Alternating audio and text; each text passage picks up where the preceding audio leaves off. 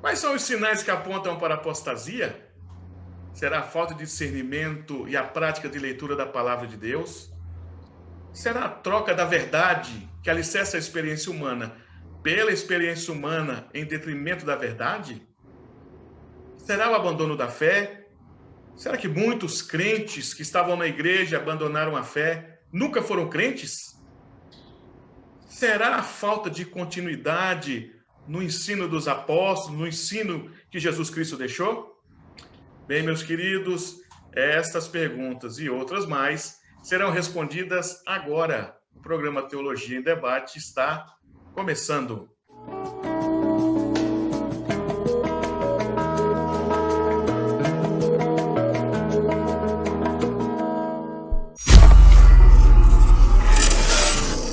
Olá, meus queridos, estamos de volta com o programa Teologia em Debate e o nosso assunto nesse programa é apostasia, o fim da igreja? Bem, meus queridos, estamos aqui com um assunto bem relevante e que eu acredito que vai nos ajudar a meditar, vai nos ajudar a entender melhor o nosso tempo, os nossos dias. Agora, o que significa apostasia? O que significa apostatar? Apostatar significa abandonar a fé que um dia foi professada por alguém.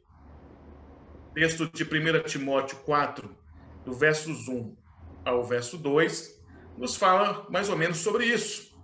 Ele diz assim: ora, o Espírito afirma expressamente que nos últimos tempos alguns apostatarão da fé por obedecerem a espíritos enganadores e a ensinos de demônios, pela hipocrisia dos que falam mentiras e que têm cauterizado a própria consciência. Diante desse texto, meus irmãos, nós podemos ver que a apostasia é abandonar a fé, é apostatar daquilo que tinha aprendido, que vivia, que defendia. E nesses dias, como nós podemos enxergar essa apostasia? Ela é real? Quais são os sinais que apontam para a apostasia? Para discutir esse assunto, nós estamos aqui com os queridos pastores que sempre nos ajudam, o pastor Alan Taques, pastor da primeira Igreja Batista da cidade de Montes Claros, em Minas Gerais. Está conosco também o pastor Luiz Fernando, pastor da Igreja Batista da Aliança, no bairro Caiçara, em Belo Horizonte, Minas Gerais.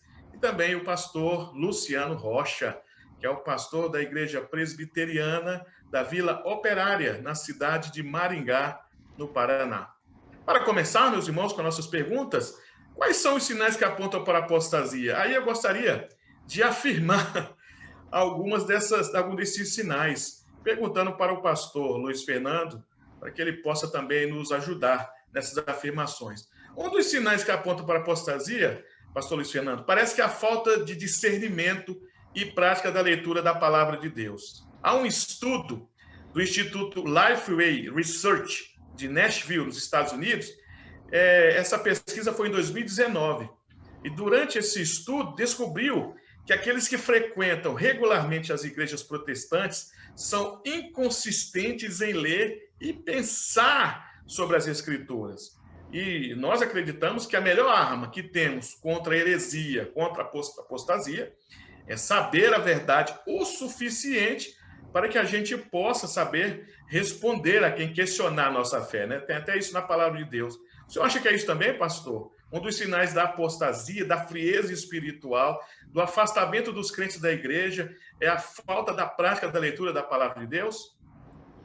Vale lembrar, eu queria dar para você, para o Alan, para o Luciano, né, uma boa chegada no nosso trabalho de hoje, e para os nossos ouvintes também, lembrar que a apostasia, ao contrário de uma crença popular, que é só um afastamento de pontos doutrinários, é um rechaço realmente daquilo que se professava originalmente, né? Então, nós vemos, por exemplo, hoje nós temos pessoas que se afastaram da base simples do Evangelho. Houve um rechaço para aceitar uma mensagem que atende ao ego das pessoas, né? Um ponto a gente lembrar é que uma pesquisa agora recente apontou que 51% dos pastores pesquisados nunca tinham lido a Bíblia antes, totalmente. Para dizer que coisa séria, não é? O outro ponto apontado na pesquisa é que mais ou menos 65% dos pastores eles só liam a Bíblia para buscar mensagem, não para edificação pessoal. E outro ponto atrelado a eles é que eles abriam a Bíblia, de um modo geral, na hora de pregar, e pregavam o que eles encontravam. Então, essa coisa de um rechaço consciente e no inconsciente ou no subconsciente a gente não tratar a simplicidade do Evangelho como palavra de Deus, leva a gente a ter uma inconsistência, como você mesmo falou na pesquisa, ao longo da vida em relação à palavra de Deus. Se nós lembrarmos que um menino muçulmano, até 11, 12 anos, ele sabe grande parte do Alcorão de cor, nós tomamos uma lavada nisso aí em termos de cristianismo, né? Então, uma outra pesquisa apontou que eles pesquisaram 200 pregações. Somente 14 pregações ficaram dentro do texto lido. O resto, o texto foi um pretexto. Então, se a liderança não leva isso muito a sério, como que os seus membros vão levar a sério? Não é?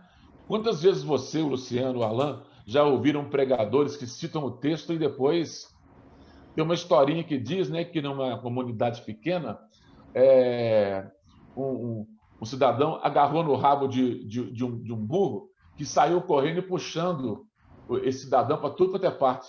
E aí ele passou perto de um amigo e perguntou assim, para onde você vai? Ele falou assim, aonde o burro me levar.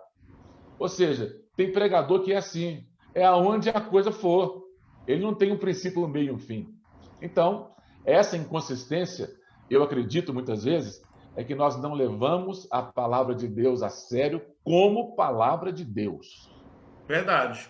Agora, tem um detalhe também, eu gostaria de fazer essa pergunta para o pastor Luciano, que está ligado à cognicidade. Jesus, em um certo momento nas Escrituras, ele se volta para os escribas e diz, errais por não conhecer as Escrituras, porque são elas que testificam de mim. Jesus está dizendo para os escribas, vocês até leem as Escrituras, mas não compreendem as Escrituras.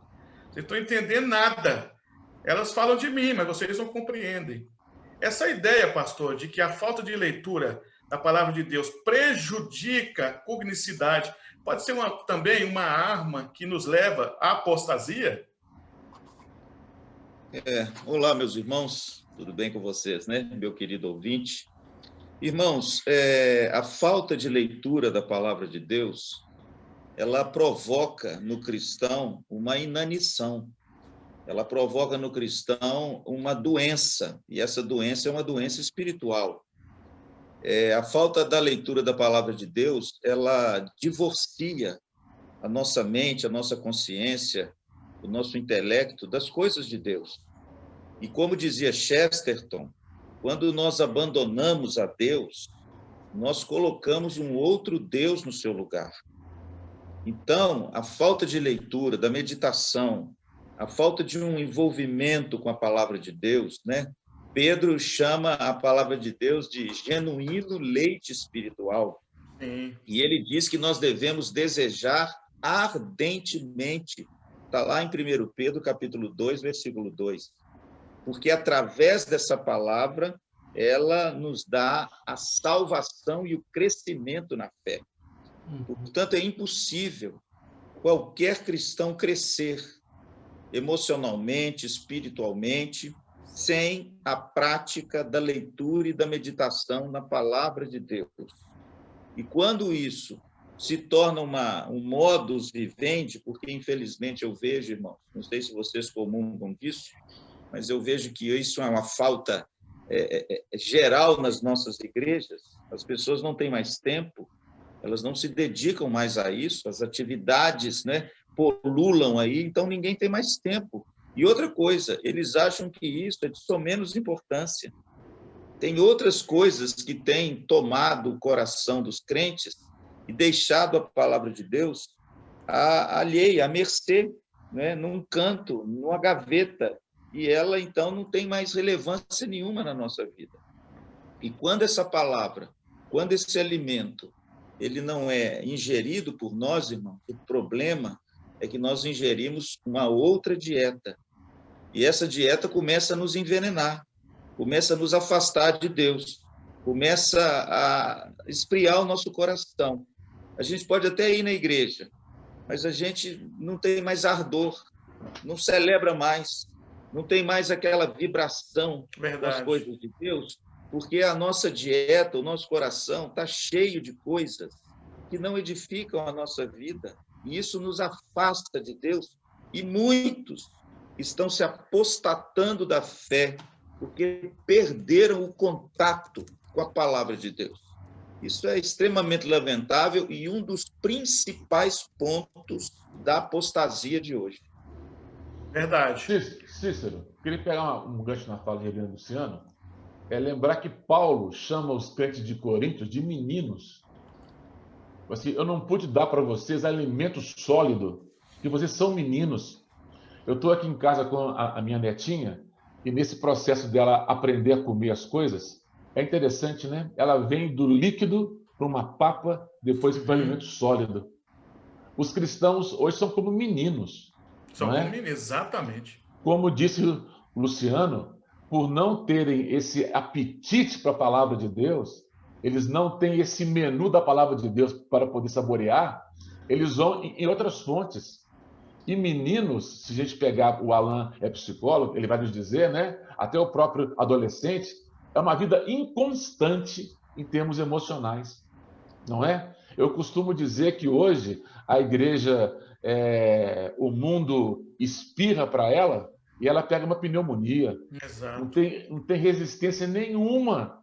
Eu queria lembrar só um texto aqui de Paulo a Timóteo, 2 Timóteo 3,15, que ele fala assim: porque desde a infância sabes as sagradas letras que têm o poder de fazer-te sábio para a salvação por intermédio da fé em Cristo Jesus, desde criança, não é?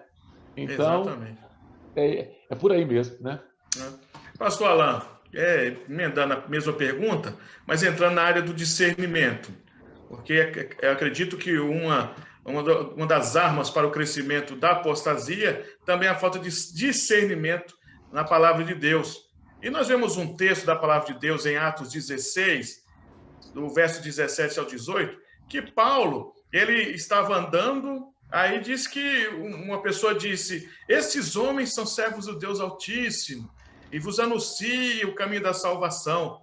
E diz o texto que isso repetia-se todo dia, até que Paulo, indignado, voltando-se para o Espírito, disse: em nome de Jesus Cristo eu te mando, retira-te dela.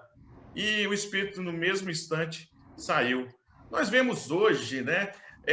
Parece que as pessoas recebem tudo que aparece na frente, que é anunciado como evangelho, como verdade, sem entender que pode ter artimanhas do inimigo por trás, prontas para derrubar o cristão, para anular sua fé. Será que nós temos também esse problema, pastor?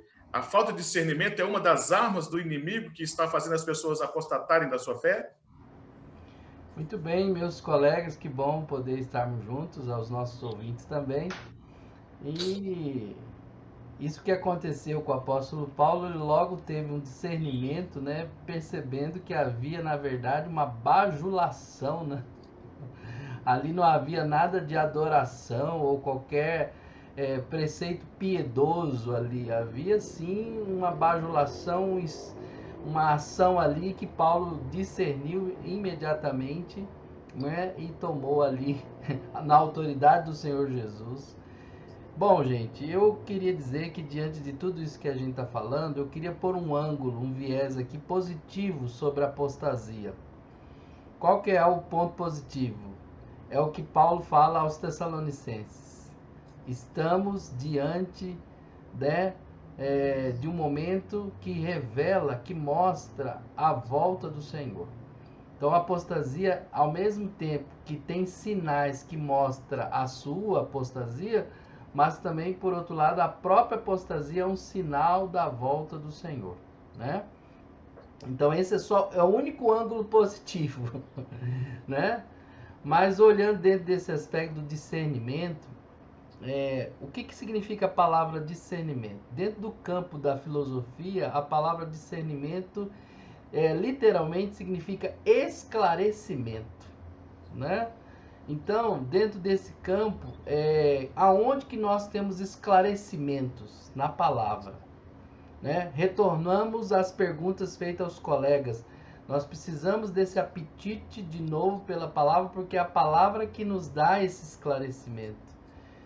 Sem dúvida, a gente precisa saber para onde que nós estamos indo, não é verdade? Eu acabei de fazer uma live com a igreja aqui, fazendo uma meditação na parábola do bom samaritano, mas eu foquei em cima daquele homem que foi assaltado, né?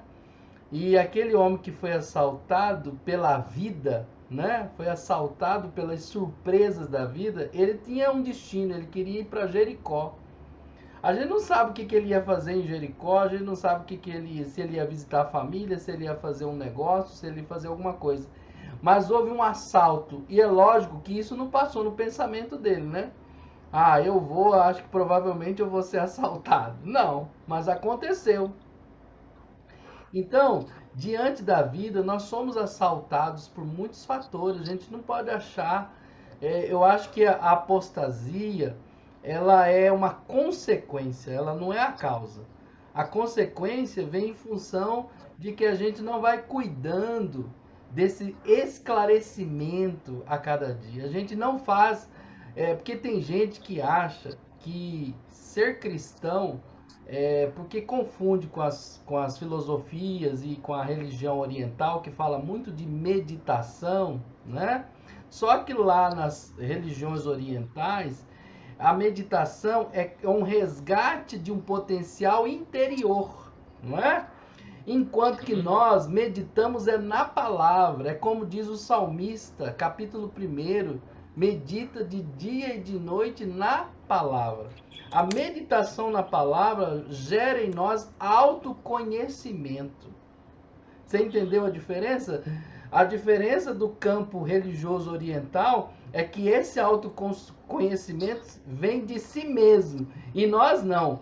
Nós vamos para a palavra, o próprio Deus é o Criador e Ele nos dá esse autoconhecimento. Mas para tanto precisamos de discernimento, precisamos de esclarecimento para desenvolver em nós o que eu chamo de repertório. O que é repertório? Uma série de instrumentos psíquicos, instrumentos espirituais dentro de nós que vai nos revestindo. Lógico, isso não é garantia que nós não sejamos solapados pelos assaltos da vida. Seremos, porque a gente não sabe o que pode acontecer.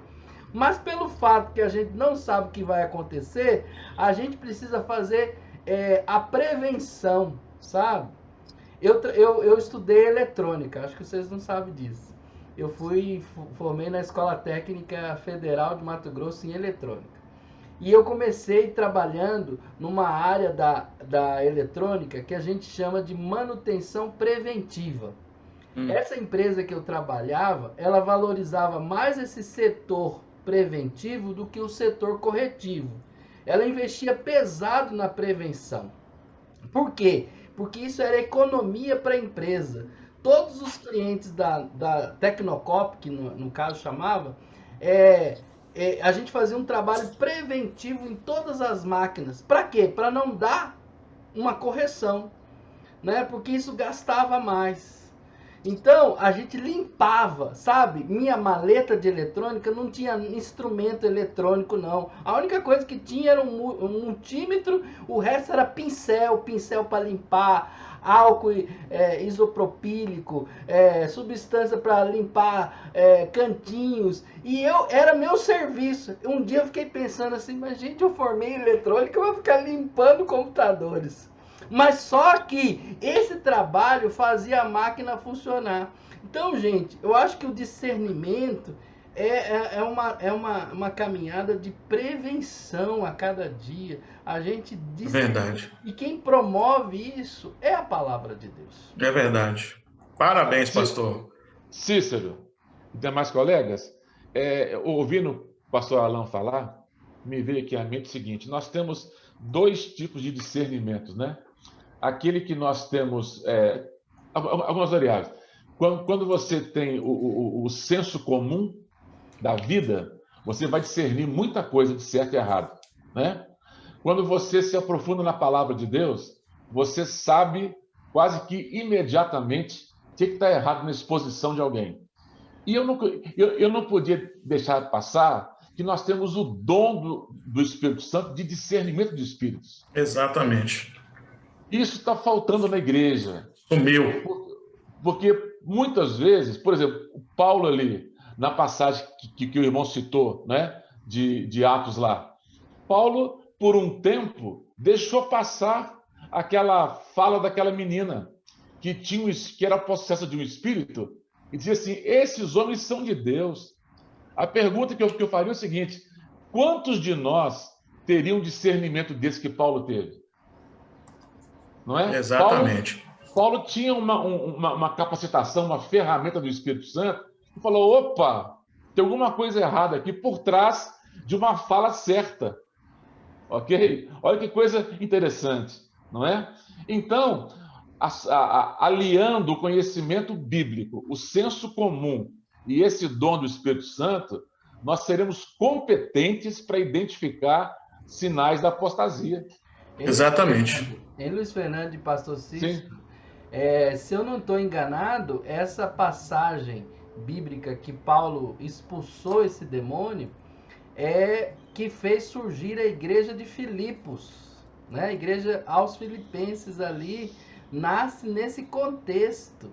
Então eu penso o seguinte: o discernimento de Paulo estava em função também de que ali iria nascer uma igreja, né? Então realmente é muito interessante você ver ali o que estava acontecendo, né, passo a passo ali do apóstolo Paulo, e que vai nascer à beira de um rio, se eu não estou enganado, mulheres orando, e Paulo então ali começa a igreja de Filipos. Então esse discernimento é muito importante. Eu acho que nós estamos falando aqui, nós estamos preocupados com o campo social, nós estamos preocupados com tantos campos e esquecendo do campo espiritual, que eu acredito que gerencia todos os demais campos da igreja.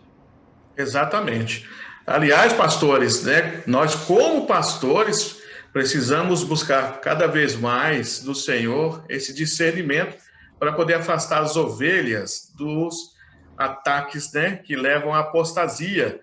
E nós vemos muitas pessoas na nossa própria igreja fracos na fé por conta de situações que eles estão vivendo, que muitas vezes nós desconhecemos. A outra pergunta, eu vou voltar para o pastor Luiz Fernando. Quais são os sinais que apontam para a apostasia? Aí eu afirmo aqui, seria a troca da verdade que alicerça a experiência humana pela experiência humana em detrimento da verdade? Aí tem um texto aqui, pastor Luiz Fernando, que diz o seguinte, 1 Timóteo, capítulo 4, versos 1 e 2, diz assim: ora, o Espírito afirma expressamente que nos últimos tempos alguns apostatarão da fé por obedecerem a espíritos enganadores e a ensinos de demônios pela hipocrisia dos que falam mentiras e que têm cauterizado a própria consciência. As pessoas têm preferido, né, pastor, no lugar da verdade, a experiência? O senhor concorda com isso? Concordo. É uma realidade que nós temos na nossa sociedade, inclusive, não é? E a igreja está andando, ao invés da igreja estar puxando o pensamento social, ela está indo atrás do pensamento social, não é? E esse texto que você leu de Timóteo 4, versículos 1 e 2, é uma profecia que Paulo deu para a igreja no final dos tempos, não é? Obedeceriam a espíritos enganadores. E Paulo vai dizer o seguinte: se desviariam da fé, não é? E outro passo importante, consciência cauterizada. Ok? Quando você cauteriza uma parte do seu corpo, ele é insensível para dor e para tudo mais. Exatamente. Então, o que nós temos hoje em dia? O subjetivo está se impondo sobre o objetivo. Exato. Quando Simone de Beauvoir vai dizer que mulher não nasce mulher e homem não nasce homem, isso é o subjetivo se impondo sobre o objetivo. O que eu quero dizer com isso? eu acho que, num corpo de homem, que eu sou mulher, eu estou desprezando os marcadores biológicos, que são objetivos, em detrimento do que eu acho. Tá certo? Exatamente. Hoje em dia, por nós vivemos numa sociedade pluralista e relativista, nós temos um choque para discernir o que é verdade. Na década de 70, vocês devem estar bem lembrados, quando nós pregávamos o Evangelho, nós queríamos provar que Cristo era a verdade. Hoje, ninguém duvida que ele é a verdade, mas alguém vai dizer assim, é a sua verdade, não a minha verdade. Então, quando eu imponho o subjetivo sobre o objetivo, eu perco a realidade de vista, ok? Verdade. Então, em termos de igreja, a experiência pesa mais do que a doutrina. E isso é um erro elementar. Se nós caminharmos por esse caminho, vamos ser pragmáticos. Não é? Verdade. Nós precisamos ser mais dogmáticos. Dogmáticos. Menos mais pragmáticos, tá certo? Exato. Eu me lembro de um pregador neopentecostal pela televisão, que eu chamo ele de o meu herege preferido, mas eu não vou dizer o nome, não. Ele pregava lá na sua igreja e dizia que ele estava no alto do púlpito e lá embaixo estavam os obreiros. E uma pessoa endemoniada saiu correndo em direção aos obreiros para agredir os obreiros. Como ele não tinha tempo de descer, ele falou assim, então apareça um muro de fogo entre você, endemoniado, e os meus obreiros. E o cara parou no meio do caminho. E ele afirmou assim, não está na Bíblia, mas funciona. Olha para você ver. Ah, pastor, é terrível isso, viu? Pastor Luciano, tem um contraste, pensando aqui em troca da verdade por experiências, um documentário que eu assisti, eu não vou lembrar o nome todo dele, mas chama Poeira alguma coisa.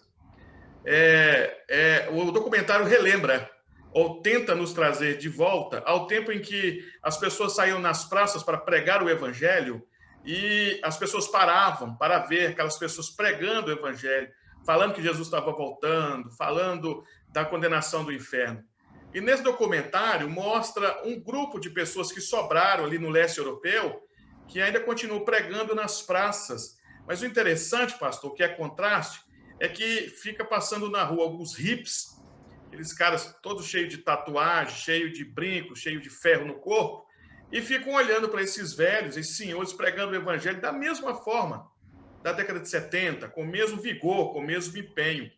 O contraste é a verdade sendo aplicada à experiência, porque o hippie, né, o punk, ele vive da experiência, da sensação, né, do sentir, né? E nós também estamos vendo isso nos nossos dias, né, pastor? As pessoas têm trocado a verdade pela experiência, não é isso? O senhor concorda com isso, pastor?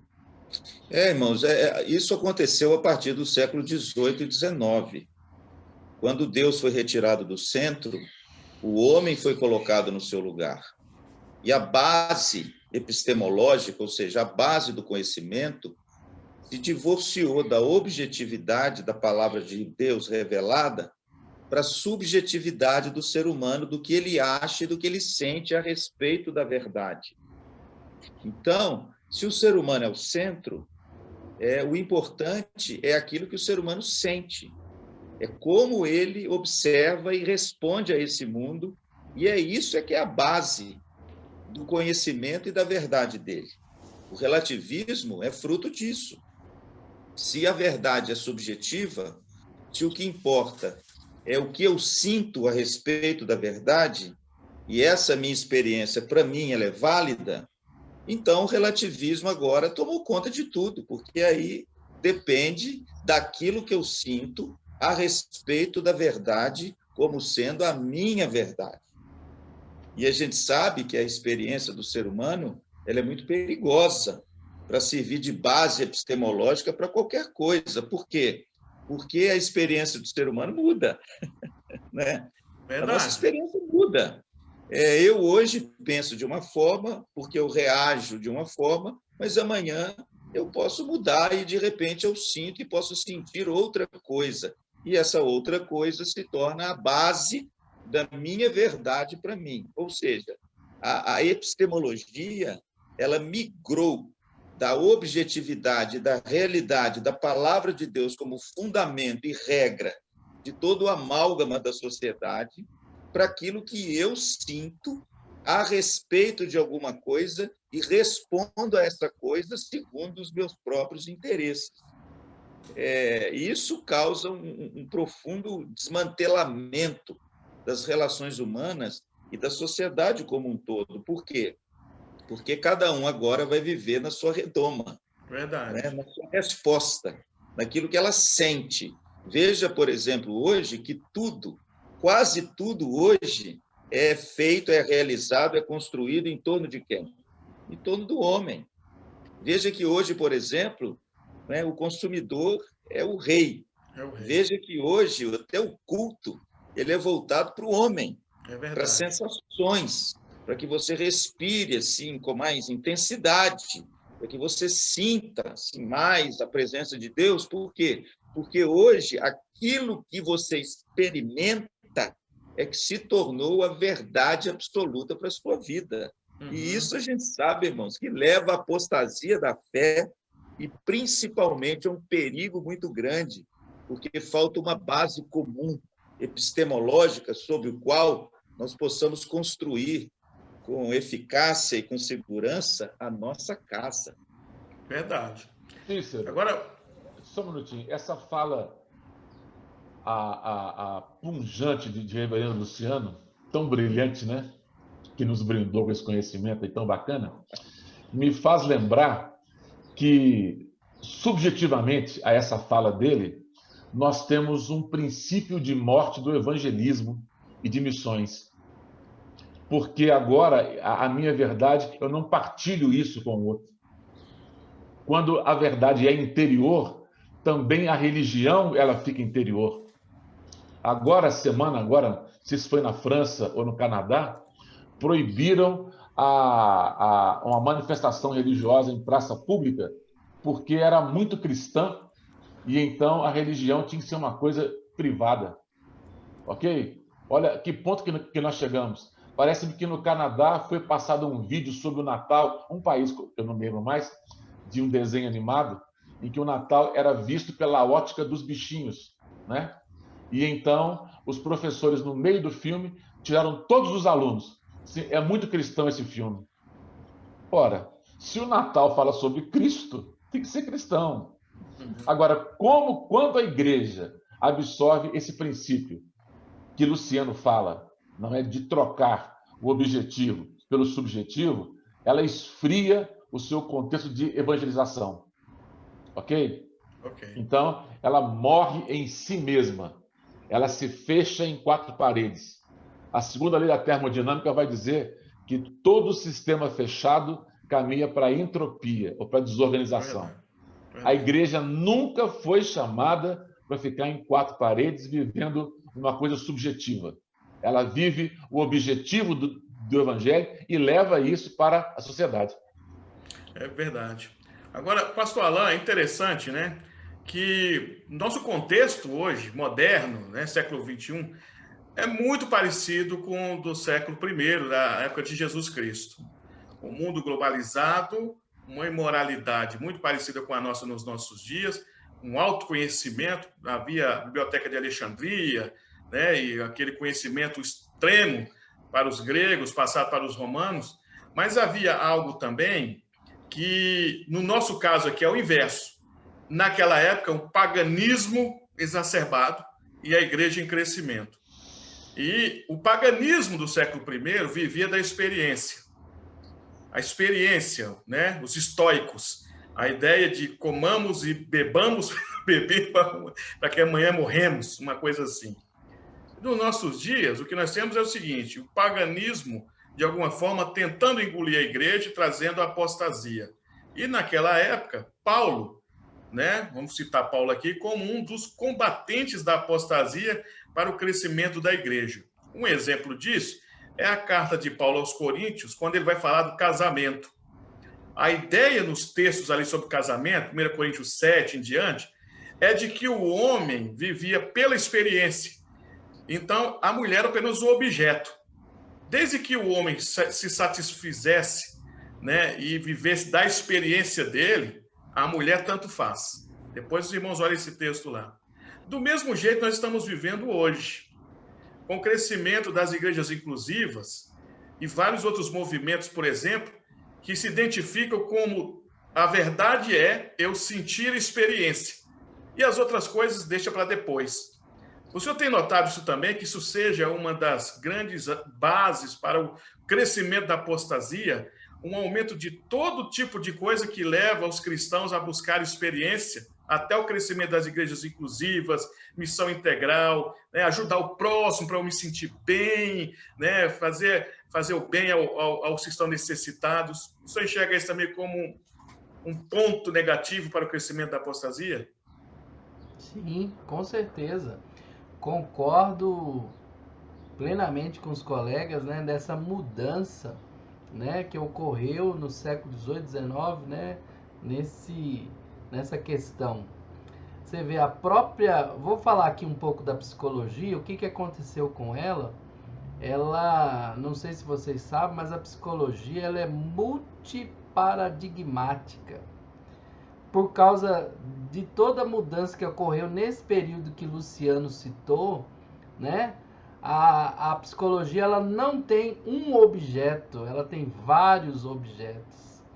Por isso, quando você vai estudar psicologia, você tem que estudar as várias, né, visão de mundo e de homem para tentarmos encontrar aí um caminho. Por isso que um psicólogo tem que definir que escola de pensamento vai nortear sua clínica, né?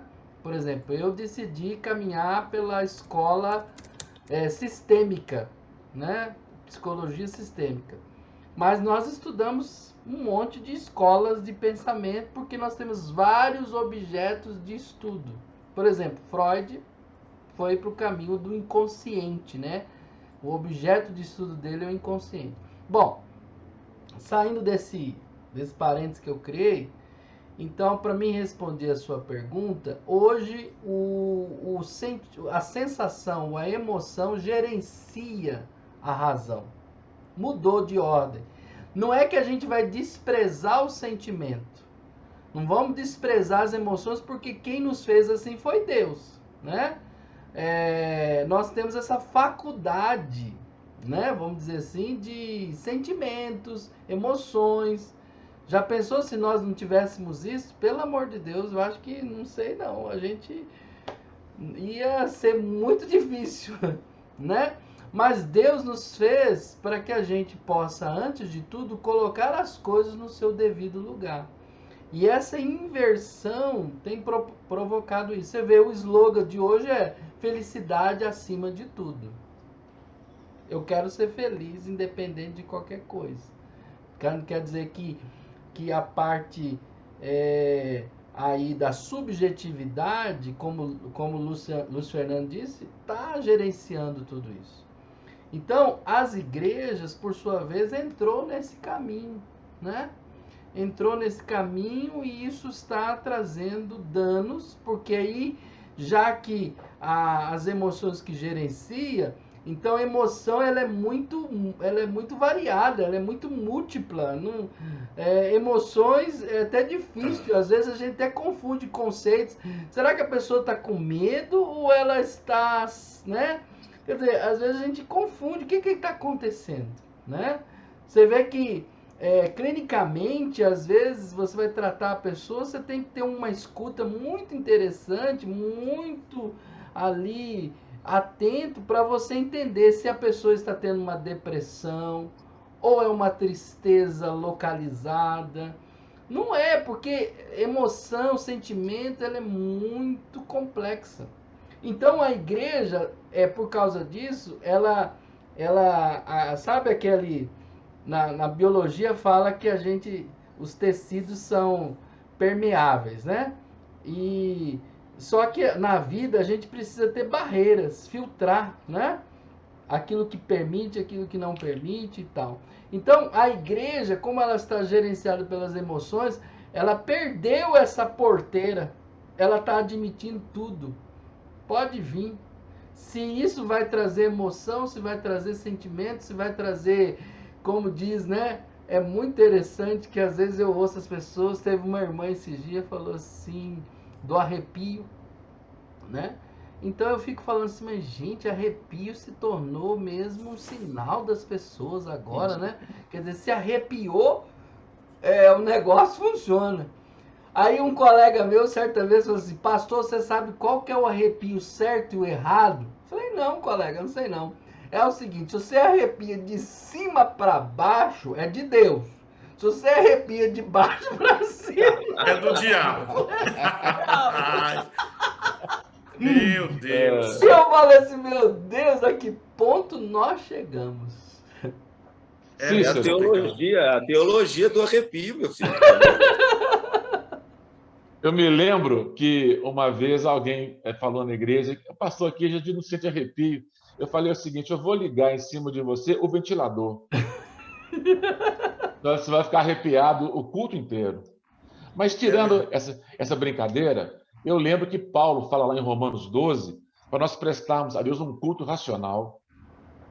Não é? Eu sei o porquê que eu estou prestando esse culto a Deus.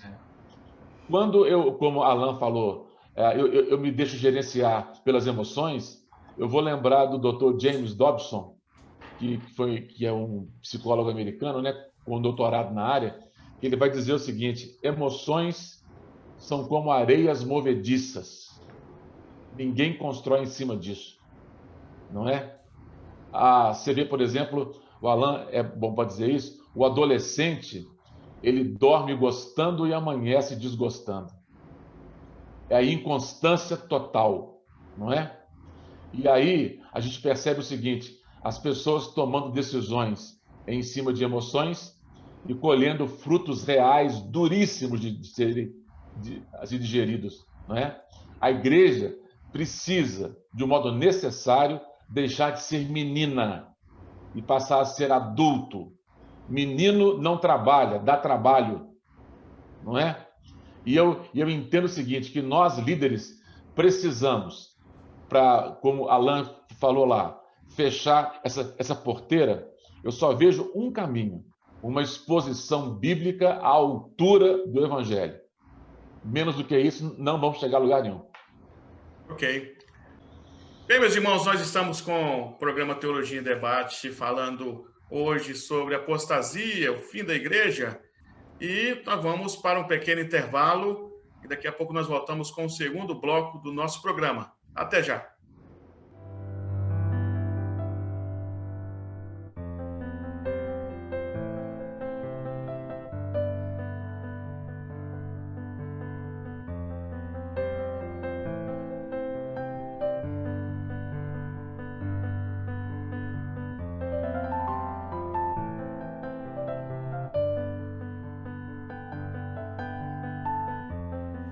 Olá, meu amigo.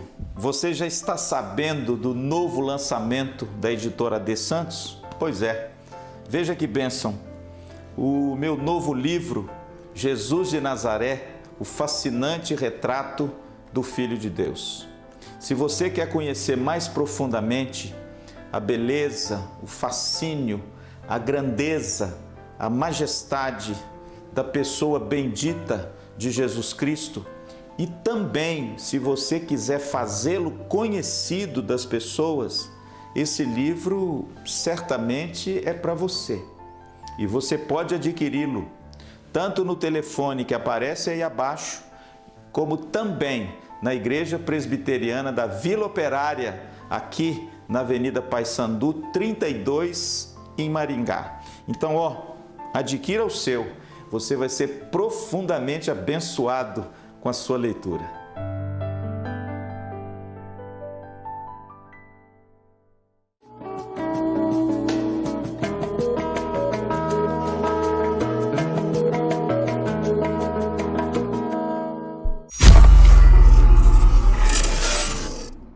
Bem, meus queridos, nós estamos de volta com o programa Teologia em Debate. Vamos continuar o nosso programa. Hoje nós estamos falando sobre apostasia, o fim da igreja.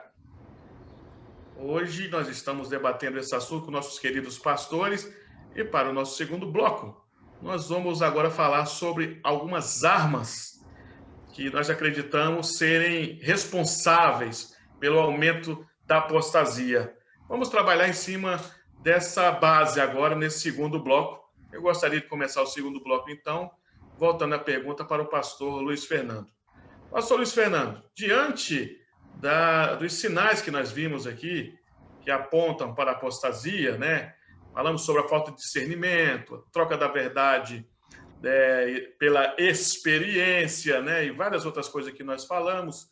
Nós podemos apontar como uma das armas, pelo menos atuais, que fomentam ou que aumentam a apostasia, seria a teologia liberal? Seria uma dessas armas?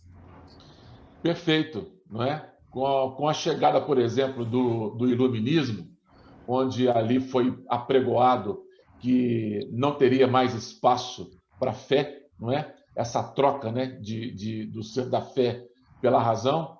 Então, a teologia liberal, ela trouxe consigo algumas variáveis, né? Dentre elas, por exemplo, analisar a Bíblia como um livro qualquer.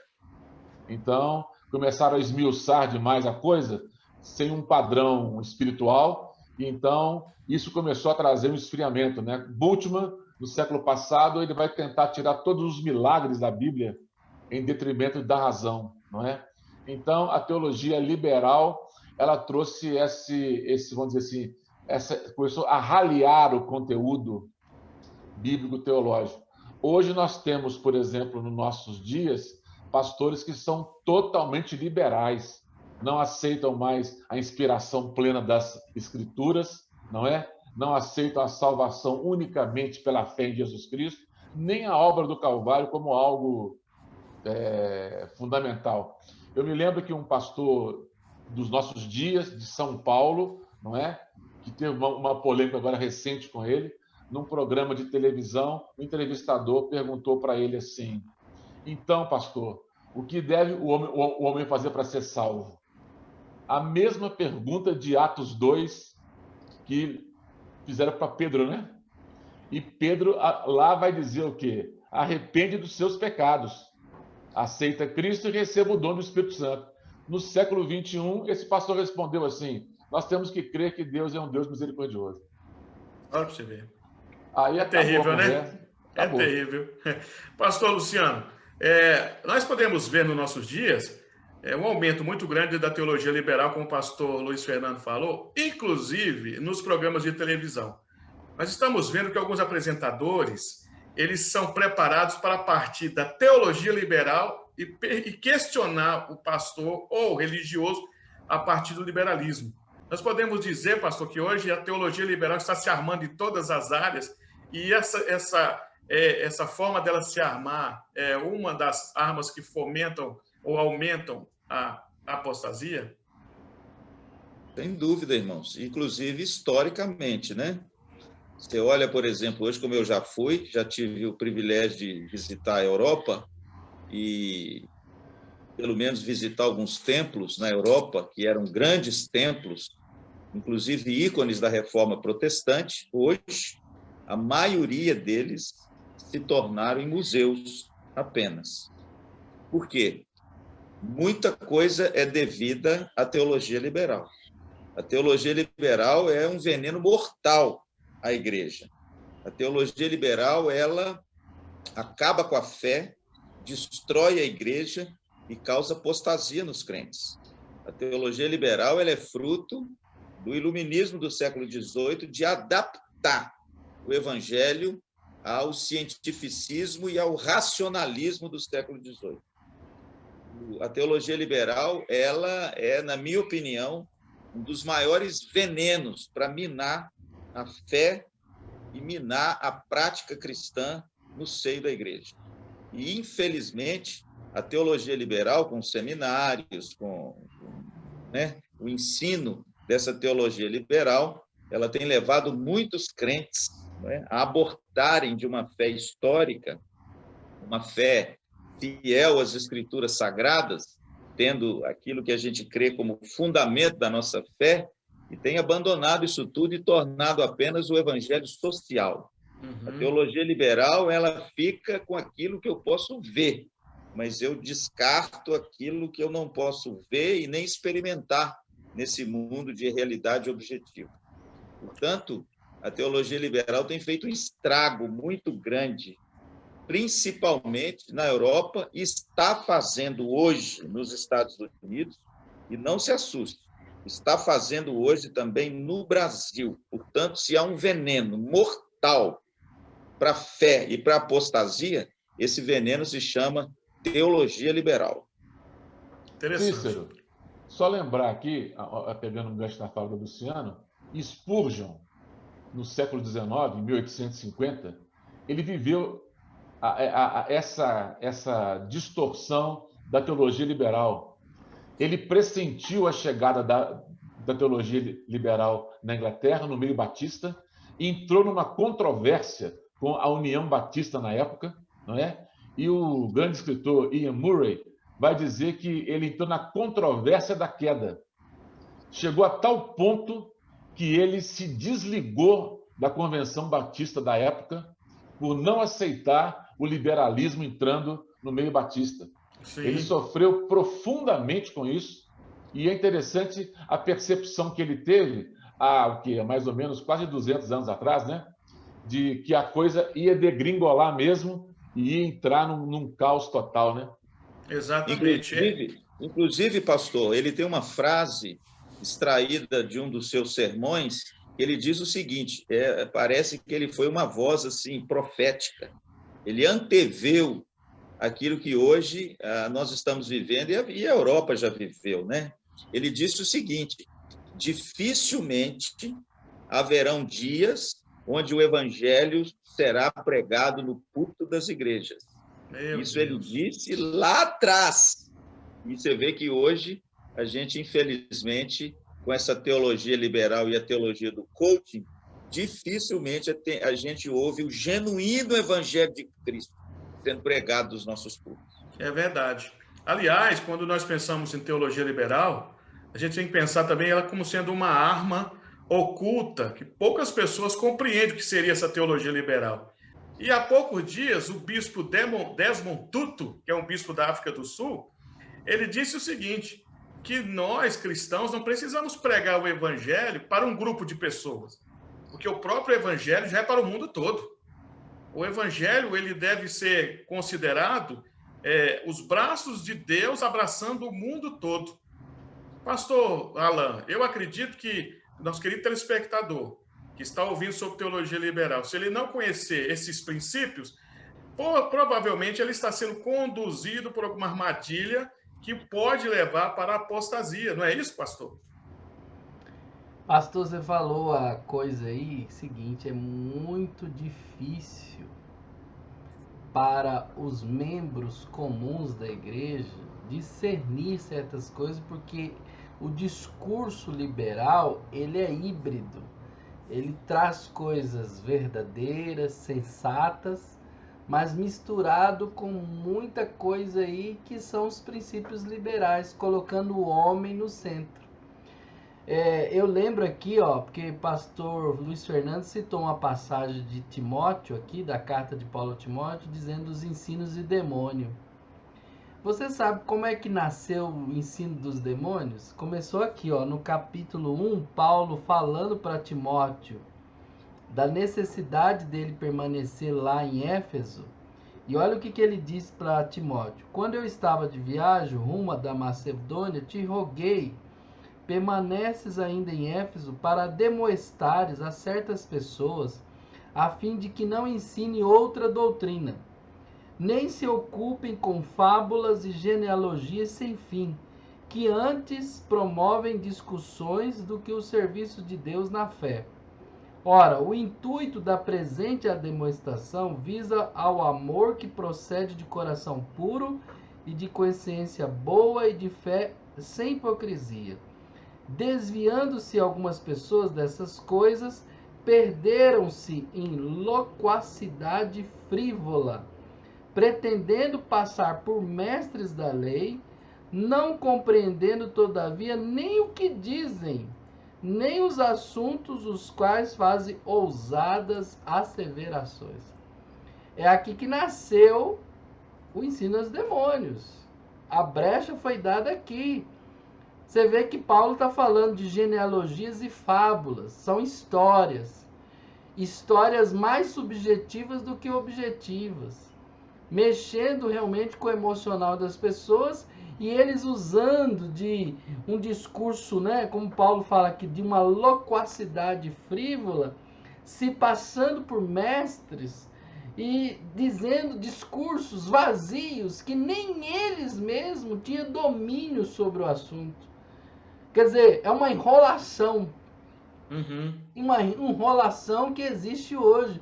Existem pregações que são verdadeiras enrolações, que vêm com essa mistura, com essa semente híbrida, né? E as pessoas saem como se estivesse flutuando, né? Como se diz, ouvir a melhor mensagem. O pastor descobriu como diz, né? A roda. A roda. A roda. Descobriu que tem aqui um segredo, né? E não tem nada disso, né? Então, veja bem, nós estamos diante de uma teologia liberal e a gente tem que ir combatendo ela, mas assim, a gente vai incomodar muita gente até dentro das igrejas, porque nós temos que esclarecer para elas que elas estão sendo iludidas. E as pessoas, quando são contrapostas, elas reagem. Então a gente vai ter que ir caminhando. E olha, gente, como que começou toda essa história? Começou lá com a teologia da prosperidade. E agora nós estamos na teologia liberal. Então, o que vai vir depois disso ainda? É só para pior. Só para pior. Nós temos pior, pastor. Pastor Alain. É o segundo ponto aqui, que é uma das armas que fomenta a apostasia, que é o cristianismo sem cruz. E, aliás, o pastor Luiz Fernando, durante uma conferência chamada The Rethink Conference, que é repensar, os palestrantes insistiam que o cristianismo devia ser repensado, reinventado, se eles quisessem que o nome de Jesus prevalecesse ainda na Terra. Aí um dos palestrantes, o querido Brian McLaren, né, disse, veja, se temos um novo mundo, precisaremos de uma nova igreja. A ideia é que, para chegar ao chamado mundo pós-moderno, precisamos revisar e atualizar o cristianismo. Seria esse revisar, atualizar o cristianismo, pastor, uma das armas que está sendo usada pela apostasia? Eu queria lembrar aqui de uma fala recente do criador do Fórum de Davos, onde ele propõe fazer um reset mundial, defendido até pelo Bill Gates e pelo Zuckerberg do Facebook. Essa proposta dessa conferência é fazer um reset bíblico e teológico para começar tudo de novo em outras bases, não é? O nosso tempo já está esgotadíssimo, mas eu só queria lembrar de uma passagem de um profeta, que eu esqueci quem é, que vai dizer assim, há veneno na panela. Eliseu. Há veneno na panela. E nós, pastores, precisamos lembrar daquela passagem de Ezequiel, quando Deus chama Ezequiel e fala para ele assim, eu vou te dar testa de diamante em relação a esse povo. Diamante é o mineral mais duro do planeta. E nós, pastores, precisamos dessa firmeza, porque a coisa, como a Ana falou, até dentro das comunidades não está fácil, não. Né? Que Deus tenha de nós misericórdia. Aliás, pastor Luciano, pensando na fala do pastor Luiz sobre Deus ter misericórdia de nós, quando pensamos no cristianismo sem Cristo, uma das grandes influências, ou as maiores influências no meio evangélico, são as grandes igrejas, e que normalmente estão voltadas para esse cristianismo sem Cristo. Um exemplo é a Lakewood Church, em Houston, ali no Texas, do Joe Austin. O cara é venerado, o cara é bajulado.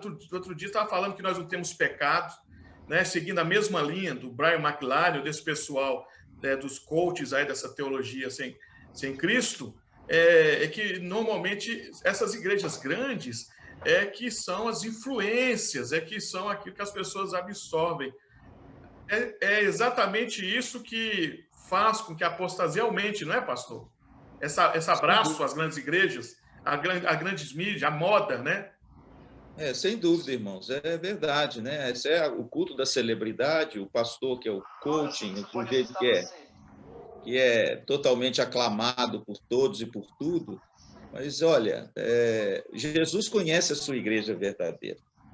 Ele é o cabeça e ele mesmo é aquele que diz: eu edificarei a minha igreja e as portas do inferno não prevalecerão contra ela. A gente está vendo essas dificuldades, nós precisamos mesmo ter testa de diamante, né? Como diz o profeta, e sermos os primeiros a retirar qualquer tipo de veneno na panela, principalmente das nossas comunidades, né?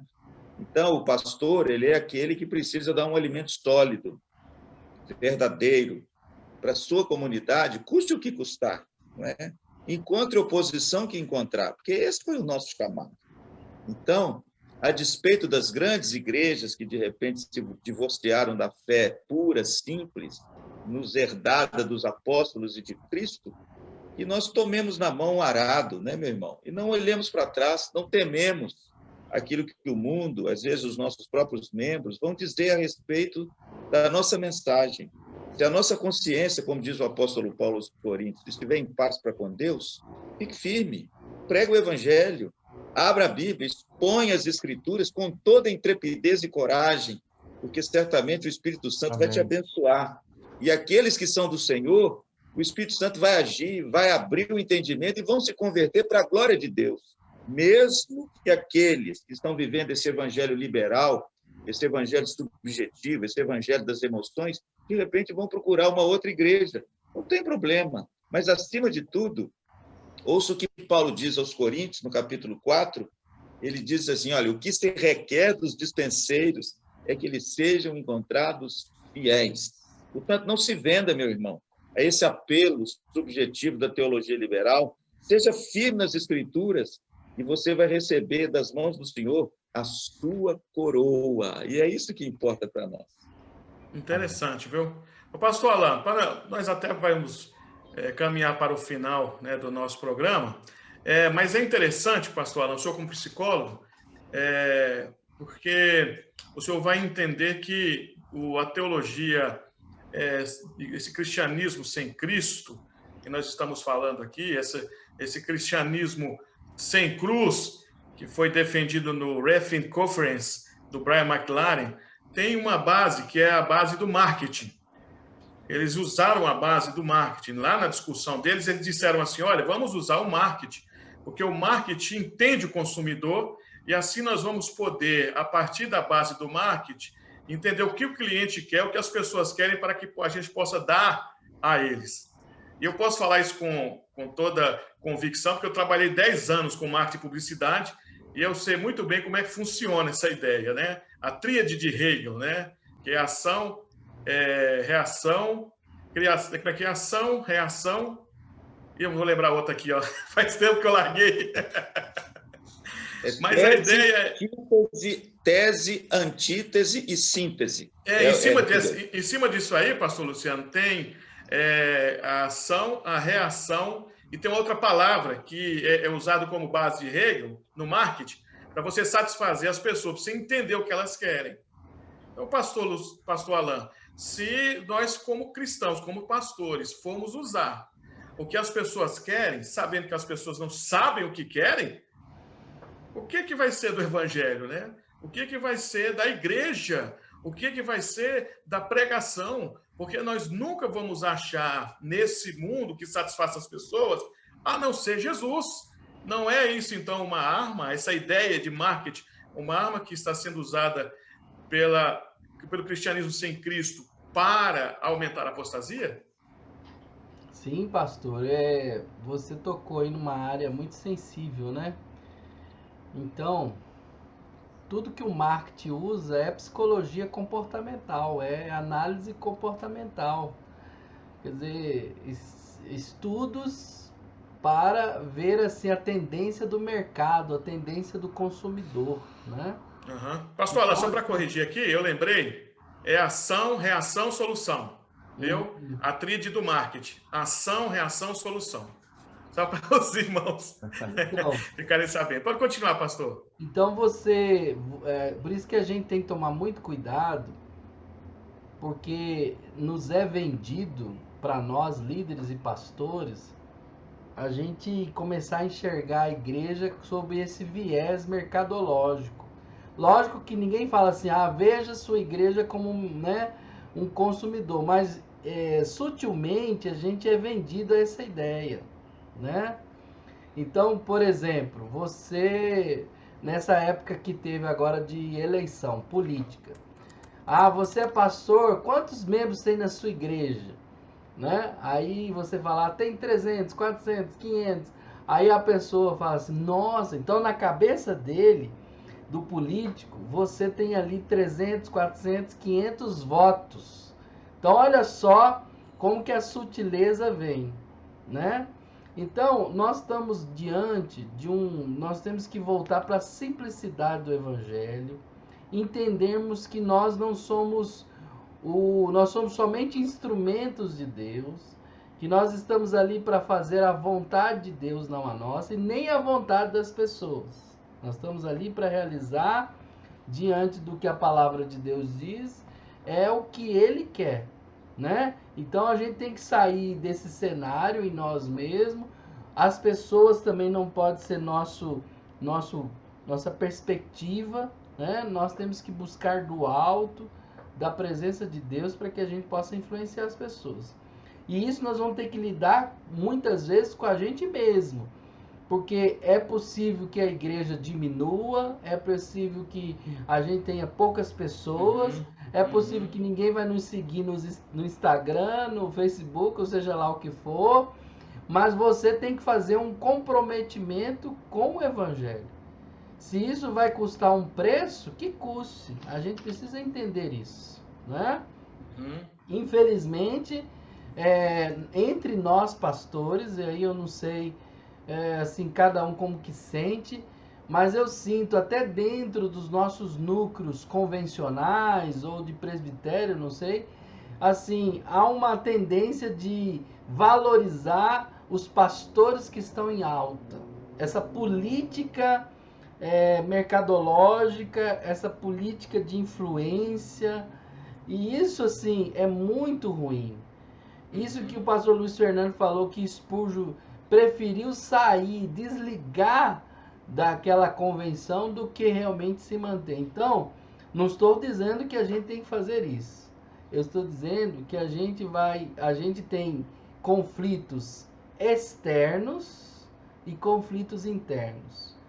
E eu digo para os irmãos, os conflitos externos, acho que a gente tem mais jogo de cintura para lidar com eles, de enfrentá-los, do que os conflitos internos. Os conflitos internos são piores, são mais difíceis.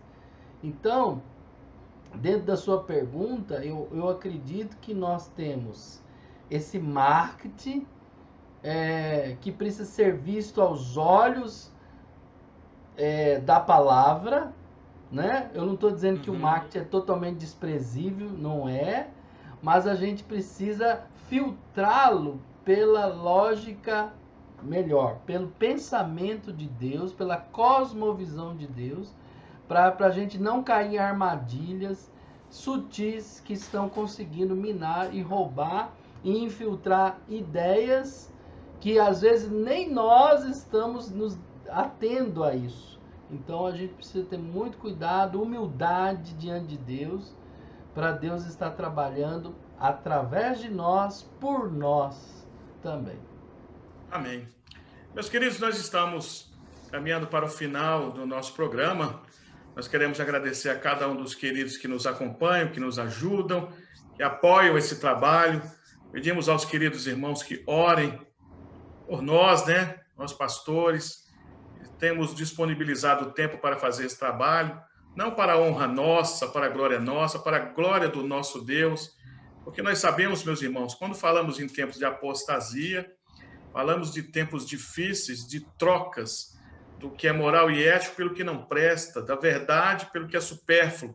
E nós tentamos trazer aqui, pela misericórdia de Deus, a verdade, a seriedade do Evangelho, o temor do Senhor, aquilo que possa agradar, né? Não que nós conseguimos agradar, mas por meio de Cristo, pela graça de Cristo, nos chegamos a Deus e esperamos que, de alguma forma, o Senhor aceite esse trabalho, aceite o que nós fazemos aqui, né? Para a honra e glória do nome dele. Então, Amém. nós não queremos aqui, meus irmãos, envergonhar o Senhor, nós não queremos difamar o Evangelho, nós não queremos também magoar ninguém, mas quando falamos sobre apostasia, nós falamos, meus irmãos, sobre um tempo de fragilidade dos crentes, de doença espiritual, de mormismo, né, das pessoas, de abandono da fé, que para nós, meus irmãos, não soa com alegria, soa com muita tristeza. Particularmente, eu posso dizer que eu fico muito triste, porque eu sou pastor de ovelhas, e conheço, eu sei que eu tenho no meu rol na igreja pessoas frias, pessoas desanimadas, que nós temos orado durante anos e as pessoas continuam ali inertes, continuam ociosas. Sabemos que isso pode ser resultado da apostasia. Então, você que assistiu esse programa, você que esteve nos acompanhando, receba esse estudo, essas narrativas, tudo que foi falado aqui com temor, porque, meus irmãos, a igreja está entrando nos seus últimos dias. E gostaria de pedir aos queridos pastores, né, que dessem suas últimas considerações antes de nós terminarmos nosso programa. Pastor Alain, suas últimas considerações em relação ao programa de hoje. Foi muito bom você dizer tudo isso, pastor Cícero, porque nós estamos fazendo uma análise onde nós nos incluímos, né? Nós estamos dentro, nós não somos de aço, nós não somos invulneráveis, a gente, como o pastor Luciano disse, as emoções variam de um dia, e a gente precisa tomar muito cuidado para perguntar para nós mesmos, quem está fazendo a gestão da nossa vida? Somos nós mesmos? É a cultura, o mundo, ou é o próprio Deus, né? E eu acredito que é um caminhar de processo também. E eu glorifico a Deus que a gente pôde compartilhar essas narrativas aqui e uso as suas palavras com temor e tremor diante do Senhor. Amém. Pastor Luciano? Irmãos, a palavra nossa é a palavra de Paulo para Timóteo, né? Tu, porém, permanece naquilo que fostes instruído. É isso aí, irmãos. Diante disso tudo, nós precisamos da palavra de Deus, permanecer na palavra de Deus, porque é dela que vem a nossa salvação, é dela que vem o nosso galardão, e é dela que vem aquela palavra doce que você e eu certamente ouviremos naquele dia. Servo bom e fiel, entra no gozo do teu Senhor. É isso aí que eu deixo para você, ok? Deus te abençoe. Pastor Luiz. Queria só citar aqui o terceiro verso da Epístola de Judas, que ele fala assim: Amados, enquanto me preparava com grande expectativa para vos escrever acerca da salvação que compartilhamos, senti que era necessário, antes de tudo, encorajar-vos a batalhar dedicadamente pela fé confiada aos santos de uma vez por todas. Amém. Só isso. Amém. Amém. Bem, meus queridos, foi aqui, né, a despedida, as considerações finais dos nossos queridos pastores, e estamos encerrando o nosso programa, que teve como tema a apostasia, o fim da igreja. Esperamos os nossos queridos ouvintes, telespectadores, no nosso próximo programa, se assim o Senhor nos permitir. Até lá!